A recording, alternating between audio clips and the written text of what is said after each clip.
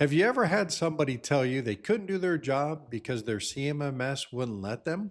Or maybe you've experienced the opposite. Somebody changed something in the system that they absolutely should not have been able to change in the first place. A PM schedule disappeared, a code got modified, a report stopped making sense, and now you've got a room full of confused people staring at each other wondering what changed. The funny thing is, both of those problems usually come from the same place. Security. Now, when most people hear the word security, they think about keeping the bad guys out. But in a CMMS, security is usually about something else. It's about balancing two competing goals.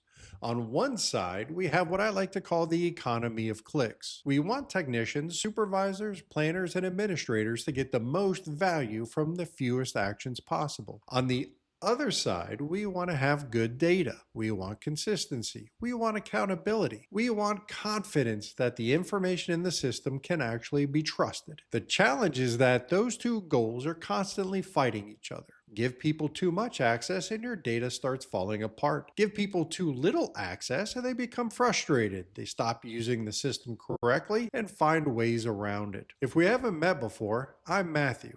I've spent the last 10 years working with CMMS systems, and trust me, I've seen some security setups that would make your blood pressure spike. Today, we're going to talk about why your CMMS security might be making people miserable and how to find that sweet spot in the middle. Let's get started. Let's start talking with the first extreme, too little security. I've seen this in a lot of smaller organizations. Maybe they have a maintenance manager, an administrative assistant, and one or two techs to keep things running. Everybody is busy. Everybody wears multiple hats. And because they're trying to keep work moving, they start giving people more access. Not because they want to, because they feel like they have to. What should happen is that system administration stays with a small group of people who understand the CMMS and how it's configured. What actually happens is somebody goes on vacation, somebody calls out sick, somebody needs something changed right now, and eventually somebody says, just give them access. Then somebody else needs access. Then somebody else. And before long, administrator rights are getting handed out like it's an Oprah giveaway. You get admin rights. You get admin rights. Everybody gets admin rights. The only thing missing is the studio audience. And honestly, for a while it works. Then work keeps moving. People aren't waiting for approvals. The economy of clicks is alive and well. The problem is that administrator rights don't just let people do their jobs. They let people change the system. And over the years, I've learned something about the software. If you give somebody a button to click, eventually they're going to click. Not because they're trying to cause trouble, because they're curious, because they're experimenting, because they're trying to help, or because that one little thing has been annoying them for 6 months and today they're finally gonna fix it. The challenge is that not everybody understands what those buttons actually do. So they fix one annoyance and accidentally create 10 more. A PM schedule gets adjusted. A code gets modified. A workflow gets updated. Maybe they're trying to make the system better. Maybe they thought they knew exactly what they were doing, and some of the most powerful buttons in your CMMS control defaults, automations, and integrations. Those are some of the easiest things to accidentally break. We talked about that in this video here. Now, 6 months later, nobody remembers what was changed, when it was changed, or why it was changed. You've got a room full of confused people staring at each other, wondering why reports don't match, why PMs aren't generating, or why the system suddenly behaves differently than it did last year. The organization wasn't trying to create bad data. They were trying to avoid bottlenecks. But the economy of clicks is fantastic right up until somebody accidentally breaks the thing everybody depends on. I'm curious, what side does your organization fall on? Are administrator rights handed out like it's an Oprah giveaway? Or is getting access like applying for a mortgage? Let me know in the comments. Bonus points if you've got a story crazier than somebody closing every last work order in the system. Now let's swing the pendulum completely in the other direction.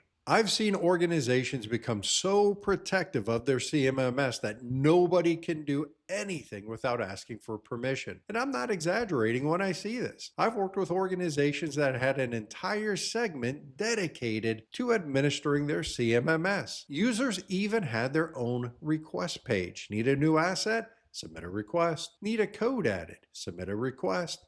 Need a typo fixed? submit a request. At that point, I was halfway expecting to see a request form to request the request form. Now, before I make fun of these organizations too much, I completely understand how they got there. At some point, somebody changed something they shouldn't have. Maybe a workflow stopped working. Maybe a PM schedule got modified. Or maybe someone closed every work order in the system like I mentioned before. Yes, I've actually seen that happen. And they spent days or weeks figuring out what happened. So leadership responded the way a lot of organizations do. They locked everything down. At first, that seems like the right answer.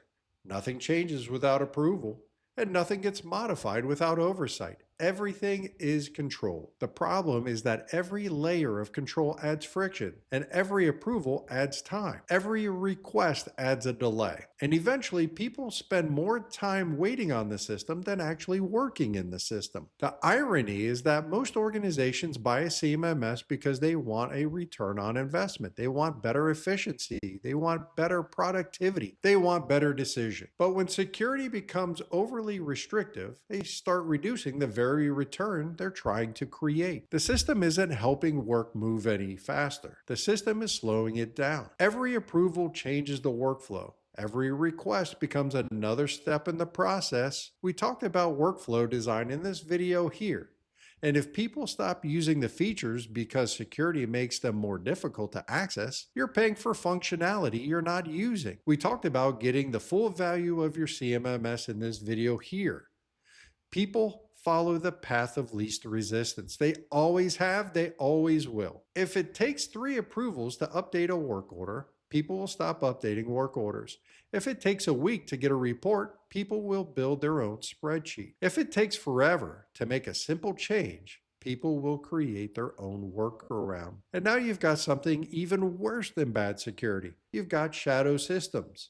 Spreadsheets, sticky notes, whiteboards, and all the information you wanted in the CMMS living everywhere else except the CMMS. The goal of security isn't to make people miserable. The goal of security is to help people do their jobs while protecting the integrity of the system. When security becomes a roadblock, users stop seeing the CMMS as a tool and start seeing it as an obstacle. So, if too little security hurts your data and too much security hurts your return on investment, what does good security actually look like? I think about it like driving a car. A car needs both a gas pedal and a brake. If all you have is the gas pedal, sooner or later you're going to hit something. If all you've got is brake, you're not going anywhere. The trick is knowing when to use each one. Good CMMS security works exactly in the same way. Your economy of clicks is the gas pedal. Your data integrity is the brake. You need enough freedom for people to get their jobs done and enough control to protect the system. That's why I'm such a fan of role-based security. Not everybody needs administrator right, but not everybody should have to submit a request every time they need to do their damn job. A technician should have the access they need to maintain equipment. A supervisor should have enough access to manage the work. An administrator should have the access they need to manage the system. The goal isn't maximum security.